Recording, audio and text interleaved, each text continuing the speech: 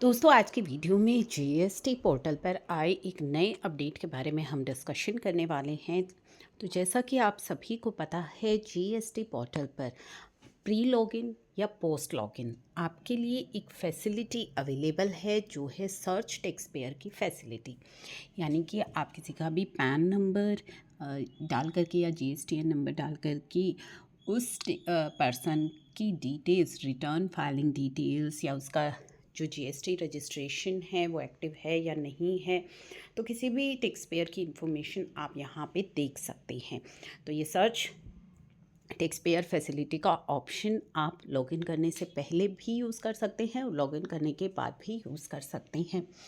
तो अब यहाँ पे क्या अपडेट आया है जो आपके साथ हम डिस्कस करेंगे। तो मैंने यहाँ पे रजिस्टर्ड जो भी रजिस्टर्ड पर्सन है उसका जीएसटी नंबर एंटर कर लिया है और एंटर करने के बाद ये सारी डिटेल्स यहाँ पे ओपन हो गई हैं।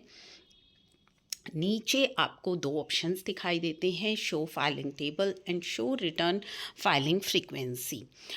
शो फाइलिंग टेबल में अब आपको फाइनेंशियल ईयर पर जब आप क्लिक करेंगे तो अब आपको फाइनेंशियल ईयर 17-18 से उसका डेटा प्रोवाइड करवा दिया गया है। यानी कि 17-18 से अब आप उसकी रिटर्न फाइलिंग टेबल को चेक कर पाएंगे।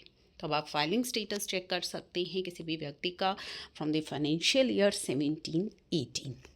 तो यहाँ पे 17-18 का सारा जो डेटा है उसकी फाइलिंग का वो ओपन हो गया है। तो ये पोर्टल पर आपके लिए फैसिलिटी अवेलेबल करवा दी गई है। तो चलिए, ये हमारा अपडेट था जो रिसेंट जीएसटी के अंदर आया है। तो किसी भी फाइनेंशियल ईयर का आप चेक कर सकते हैं 17-18 ऑनवर्ड्स। तो ये फैसिलिटी पोर्टल पर आ चुकी है। तो चलिए, इसी अपडेट के साथ इस वीडियो को हम क्लोज़ कर रहे हैं। आईटीआर फाइलिंग की डेट नॉन ऑडिट केसेस में 31 जुलाई है। तो मेक श्योर कि आप अपनी आईटीआर को टाइमली फाइल कर लें।